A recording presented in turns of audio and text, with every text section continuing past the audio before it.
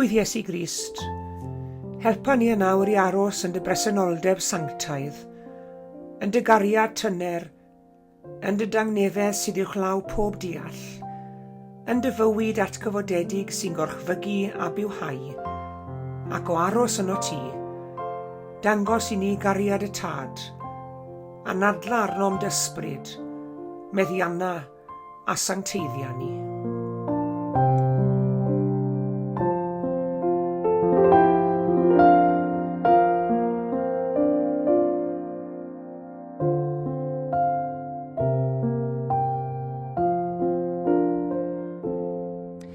Bore da iawn i chi gyd a chroeso cynnes iawn i chi i roedfedd i gyd o'r wythnos hon. Diolch yn fawr iawn i chi gyd am ymuno ni unwaith eto.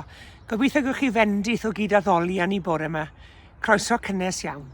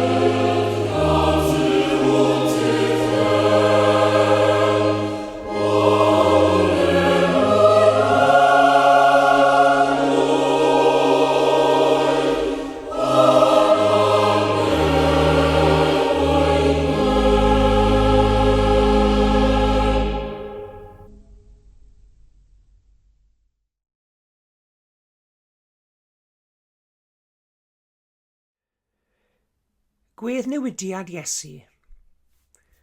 6 diwrnod wedyn, aeth Iesu ben mynydd uchel, a mynd at Pedr, Iago ac Ioan gydag e. Dyma olwg Iesu'n cael ei draws newid o flaen ei llyged, oedd ei wyneb yn disgleirio fel yr haul, a throdd ei ddillad yn wyn llachar fel gole. Wedyn, dyma Moses ac Elias yn ymddangos, yn sgwrsio gyda Iesu. Dyma Pedr yn dweud wrth Iesu, arglwydd, mae'n dda cael bod yma. Os wyt ti eisiau, gwna i ni godi tair pabell yma, un i ti, un i Moses ac un i Elias. Roedd yn dal i siarad pan ddaeth cwmwl disglair i lawr o'i cwmpas, a dyma lais o'r cwmwl yn dweud, fy mab anwy li ydy hwn, mae wedi fy mhlesio un llwyr. Gwrandewch arno. Pan glywodd y disgyblion y llais, o'n nhw wedi dychryn am eu bywydau, a dyma nhw'n syrthio'r eu wynebau ar lawr. Ond dyma Iesu mynd atyn nhw a'i cyffwrdd, a dweud wrthyn nhw, codwch, pidwch bod ag ofn. Pan edrychon nhw i fyny, doedd neb i weld yno, ond Iesu. Wrth ddod i lawr o'r mynydd, dyma Iesu'n dweud yn glir wrthyn nhw, pidwch sôn wrth neb am beth ych chi wedi weld, nes bydda I, mab y dyn, wedi dod yn ôl yn fyw ar ôl marw. Dyma'r disgyblion yn gofyn iddo, felly pam mae'r arbenigwyr yn y gyfraith yn dweud fod rhaid i Elias ddod yn ôl cyn i'r Meseia gyrraedd? Atebodd Iesu, mae Elias yn dod reit siŵr i roi trefn ar bopeth. Dwi'n dweud wrthoch chi bod Elias wedi dod isiws, ond wnaethon nhw mwy nabod ac maen nhw wedi gamdrin. A bydda I, mab y dyn, yn dioddef yr un fath ganddyn nhw. Dyna pryd deallodd y disgyblion i fod e'n siarad am Ioan Fedyddiwr.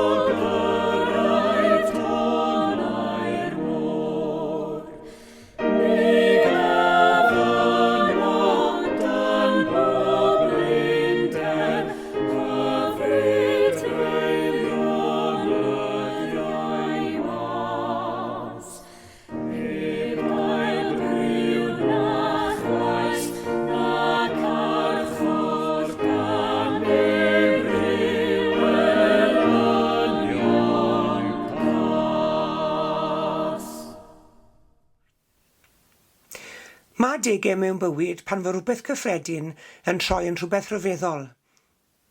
Meddyliwch nawr am y profiad bod rhywbeth wedi cael ei guddio ac yn cael ei ddatgelu.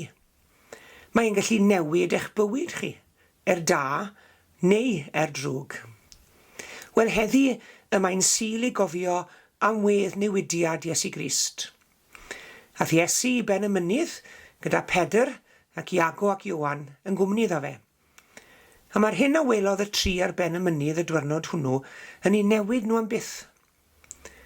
Ac nid rhyw ddigwyddiad ysblenni dda, dramatig yn unig yw'r hyn a ddigwyddodd ar ben y mynydd y diwrnod hwnnw. Oedd e'n fwy na hynny. Fe ddatguddiwyd yr hyn oedd wedi cael ei guddio. Fe welwyd Iesu fel mab Duw. A mae'r hyn a welodd y disgyblion ar y mynydd y diwrnod hwnnw yn rhywbeth dwi'n credu mae arno ni angen i weld heddi hefyd. Gadewch i ni feddwl am yr rhai oedd ar ben y mynydd y diwrnod hwnnw. Gynta gyd, mae gyda ni Iesu. Mae Matthew yn dweud, Gweddnewidiwyd ef o'i blaenau. Disgleiriodd ei wyneb fel yr haul, a daeth ei ddillad yn wyn fel y goleuni. Newidiwyd ac fe newidiodd gwedd Iesu reit o flaen i llyged nhw. Mae'r gair gwedd newid yn golygu bod rhywbeth yn cael ei draws newid, i draws ffurfio. Hynny yw, fe ddatgelwyd yr hyn oedd yn wir yno. Nid dod fel rhywun newydd nath Iesu Grist, ond fe ddatgelwyd pwy oedd a pwy oedd wedi bod ar hyd yr amser. Am yr rhan fwyaf o'i fywyd ar y ddaear, oedd ei ogoniant wedi guddio mewn person o gig a gwaed. Oedd e fel chi a fi, oedd e'n blino, oedd e'n cysgu, oedd e'n crio, oedd e'n profi'r un emosiynau a phawb arall. Ac felly, mi roedd e'n wir berson, ond mi roedd ei ogoniant wedi cael ei guddio tu ôl i'w ddyndod Ond am un foment fer, roedd fel petai'r llen wedi agor. Dychmygwch nawr bod chi'n mynychu cyngerdd. Mae'r llen wedi thynnu ar ddechrau'r gyngerdd. I chi'n clywed yr offerynwyr yn tiwnio, i chi'n clywed y lleisiau distaw, chi'n clywed y symudiadau tu ôl i'r llen ar y llwyfan. Ond chi ddim yn gweld beth sy'n mynd mlaen. Chi ddim yn gweld y perfformiad. Ac yna falle mae rhywun yn cynnig i chi ddod i gefn y llwyfan am funud fach. Am un foment fach. Ac am y foment honno mae'r llen yn cael ei thynnu nôl. I chi'n gweld yr arweinydd. I chi'n gweld y gerddorfa gyfan. I chi'n deall beth sy'n digwydd mewn gwirionedd y tu ôl i'r hyn mae'r gynulleidfa yn arfer i weld. Wel, moment cefn llwyfan oedd moment Gweddnewidiad Iesu Grist. Fe welon nhw i ddyndod ond ar y mynydd y dwyrnod hwnnw, fe dynwyd y llen yn ôl, disgleiriodd ei wyneb fel yr haul, daeth ei ddillad yn wyn disglau'r llachar, a dyna'r foment, y welodd y disgyblion pwy oedd y person hwn mewn gwirionedd. Roedd ei ogoniant wedi bod yn eriod. Nid y mynydd oedd wedi creu ogoniant ond profiad pen y mynydd oedd wedi datgelu neu wedi datguddio i ogoniant. A weithiau mae Duw yn rhoi eiliadau pen y mynydd i ni yn dywe. Ac yn gwneud hynny nid i'n diddannu ni, ond i'n hangori ni ar gyfer y dyffryn sydd o'n blaen. Mae'r disgyblion yn gweld Iesu nid yn unig fel athro, nid yn unig fel un oedd yn cerdded o amgylch y wad yn gwneud gwirthiau, ond maen nhw'n ei weld am y tro cynta, fel mab Duw. Fe ddath hi wir bersonau'r golwg. Mae ddwyfoldeb yn disgleirio drwy i ddyndod. Meddyliwch am yr haul yn cuddio tu ôl i gymylau trwchus, ar ddwyrnod cymylog. Mae'r haul dal yno, ond dyw jyst bod ni ffili weld Mae e'n llosgu yr un peth, jyst bod ni ffili weld I ni ddim yn gallu weld e'n glir. Yn ansydyn mae'r cymylau yn ymrannu, a goleuni disglair yn llenwi'r awyr. Dyw'r haul ddim wedi dod yn fwy disglair, ond bod yr haul, bod disgleirdeb yr haul wedi cael ei ddatgelu, mae wedi bod yn ar hyd yr amser, ond bod ni ffili weld Ond yna mae'r cymylau yn ymrannu, ac i ni'n gweld disgleirdeb yr haul. Yr un modd, roedd gogoniant Iesu yno drwy'r amser. Y Gweddnewidiad ar y mynydd y diwrnod hwn oedd yr haniad yn y cymylau yn ei fywyd Weithiau chi'n gwybod I ni'n mynd yn rhy gyfarwydd a Iesu, fe bod ni ddim yn gweld y wedd yma o'i gymeriad yn iawn. Nid jyst dyn da oedd Iesu Grist. Ac eto mae weithredoedd da fe yn ein swyno ni. Ond na welwn ni Iesu'n iawn, mae ei wedd yn disgleirio bob amser. Nid jyst dyn perffaith yw Iesu. Gwaredwr y byd yw Un a groesoeliwyd i'w arglwydd y gogoniant. Pwy arall oedd ar y mynydd y diwrnod hwnnw? Wel, fe ymddangosodd Moses ac Elias yn sydyn. A dyma Iesu'n cychwyn siarad â nhw. Pam y ddau hyn? Wel, achos bod Moses yn cynrychioli'r gyfraith ac Elias yn cynrychioli'r proffwydi. A gyda'i gilydd, maen nhw'n symbol o'r Hen Testament cyfan. A beth maen nhw'n gwneud? Wel, maen nhw'n siarad â Iesu. Dydyn nhw ddim yn ei gywiro fe, dydyn nhw ddim yn ei gynghori fe, ond yn cydnabod mai yw cyflawniad popeth y mae nhw fel proffwydi wedi ei gyhoeddi ar hyd y blynyddau. Dychmygwch nawr eich bod chi'n darllen nofel ddirgel. Am ganoedd o dudalennau, mae cliwiau'n cael ei gwasgaru. Yna yn y pen draw, mae popeth yn dod at ei gilydd. Mae'r stori'n gwneud synwyr o'r diwedd. Wel, Moses ac Elias yw rhai sydd yn cynrychioli'r cliwiau fan hyn, a Iesu yw'r ateb. Oedd y gyfraith yn pwyntio tuag ato fe. Oedd y proffwydi yn edrych mlaen ac yn pwyntio mlaen tuag ato fe. Oedd yr aberthu yn pwyntio mlaen. Oedd pob peth yn pwyntio tuag at Iesu Grist. Pwy arall oedd ar y mynydd y diwrnod hwnnw? Wel, ni'n gwybod oedd Pedr yna, ac Iago ac Ioan. Gadewch i ni feddwl am ymateb Pedr. Pedr gyda llaw, unwaith eto, oedd y spokesman i'r ddau arall neu'r tri ohonyn nhw. Ac ni'n gweld hyn mewn sawl man. Pedr oedd action man y disgyblion. Pedr oedd yn siarad dros y gweddill, a mae'n gwneud yr un peth mewn un to. A dyma Pedr yn dweud fan hyn, arglwydd, da yw i ni fod yma. Os mynnu, gwnaed dair pabell. Oedd Pedr moyn aros yno. Oedd Pedr eisiau rhewi'r foment, oedd e eisiau crisialu'r foment, oedd e eisiau potelu'r foment. Ydych chi eriod tybed wedi cael rhyw brofiad, sy'n ots beth yw e, nac ymhagu destun, ond i'ch chi'n meddwl eich chi'n enol, gen i sa'n fi'n gallu sefyll fan hyn ar am byth. Mae'n hyfryd yma. Mae'n brofiad mor neis. Licen ni, sa'n ni'n gallu sefyll ma'n byth. Wel, moment o'r natur yna, oedd ei Pedr ac Iago ac Ioan ar y diwrnod hwn. Y foment ysbrydol mor bwerus, fel bod nhw ddim eisiau gollwng gafel ar y foment. O'n nhw am aros yno. Ond nid ar gyfer pen y mynydd y bwriadwyd y bywyd Cristnogol. Bod pen y mynydd yn brofiad hyfryd i ni gyd, mi roedd y dyffryn yn galw. Traodd Pedr yn dal i siarad, daeth cwmwl disglair a llais o'r nef a ddywedodd, hwn yw fy mab annwyl, rwyf yn ymhyfrydu yno. Gwrandewch arno. Gwrandewch arno. Nid rhyw fychan arferol fel y bechgyn eraill i gyd yw'r bychan hwn. Mab Duw yw hwn. Gwrandewch arno. A phan glywan o'i laesau, fe syrthiodd y disgyblion ar ei chwynebau o'i flaen e mewn ofn.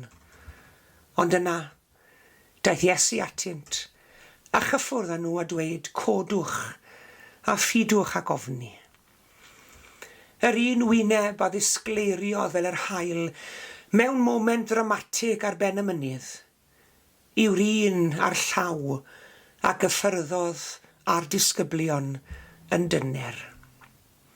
Pan fydd y mellt i'w clywed yn agos, mae grym y storm yn codi ofon arno ni. Ond yma Iesu, mae e'n gryf, ond hefyd mae e'n dyner. Mae e'n bwerus, ond hefyd mae e'n drigarog. Pam i ni'n gweld Iesu, mae ogoniant e yn ein gostwng ni, ond mae ras e yn ein codi ni. A phan gododd y tri ohonyn nhw i llyged, ni welsant neb ond Iesu, medde'r gair. Diflannodd Moses, diflannodd Elias, diflannodd y cwmwl. Dim ond Iesu oedd yn aros. Ar ôl storm, mae lot o bethau'n gallu cael ei chwythu ffwrdd. Ond yr hyn sydd wedi wreiddio'n ddwfn sydd yn aros. Pan fydd popeth arall yn pylu, profiadau a theimladau a lleisiau, yma Iesu yn aros. Oedd y trawsffurfio'n gipolwg ar ogoniant cyn Calfaria, cofiwch. Pa mor wych oedd y foment, fedre'r disgyblion just fyth ac aros ar ben y mynydd. Oedd rhaid iddyn nhw nôl lawr i'r byd. Ond fe ddethon nhw i lawr o ben y mynydd wedi newid, cofiwch. Yng nghanol prysurdeb bywyd, yng nghanol rialtwch y byd hwn, yng nghanol popeth heddi sydd yn trio cymylu'n bywydau ni. Boed i ni godi'n llyged uwch law y cymylau hynny, a gweld neb ond wyneb Iesu. Amen.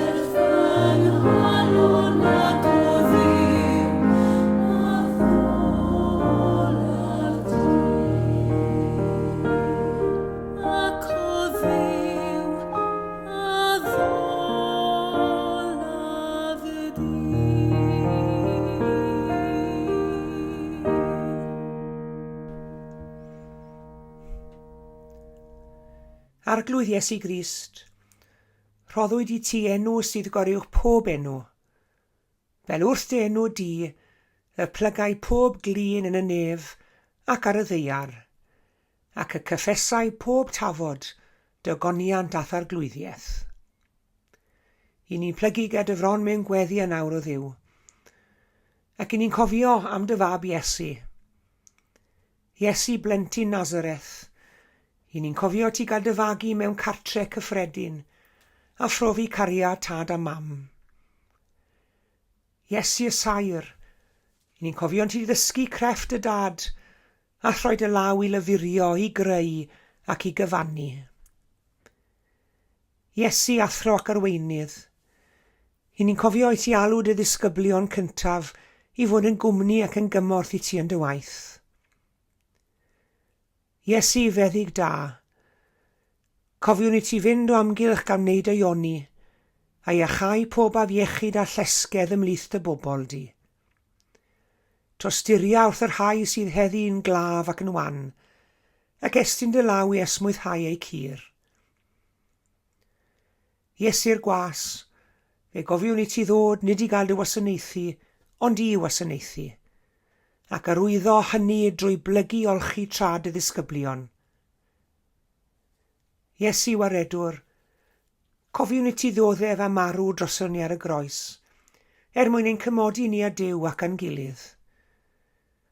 Rhoi ni ffydd i ymddiried yn irgelwch daberth, ac achub ni o dywyllwch ein pechod a'n hanobaeth. Iesu fab Duw, fe ddest i ddangos i ni wyneb a chalon y tad, ac yno ti fe welodd yr oesau ddisgleirdeb o goreini dwyfol. Agor ein llyged o'r newydd heddi, i ddarganfod Duw yn dy ddyndod di, ac i dyfu bob dydd yn ein hadnebyddiaeth ohonot. Cyflwynwn y weddi hon yn enw Iesu Grist ein harglwydd a'n gwaredwr. A gadewch yn uno i weddio gweddi'r arglwydd.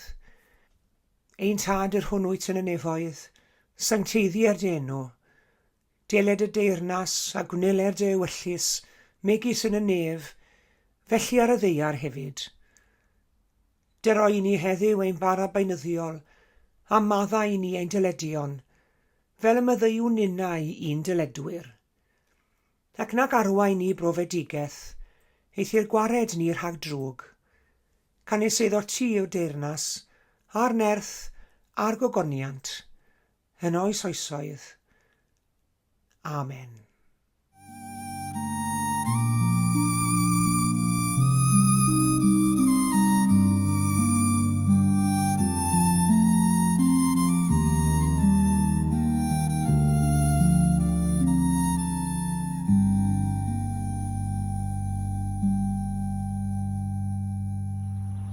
Diolch yn fawr iawn i chi gyd am eich cwmni eto'r wythnos hon.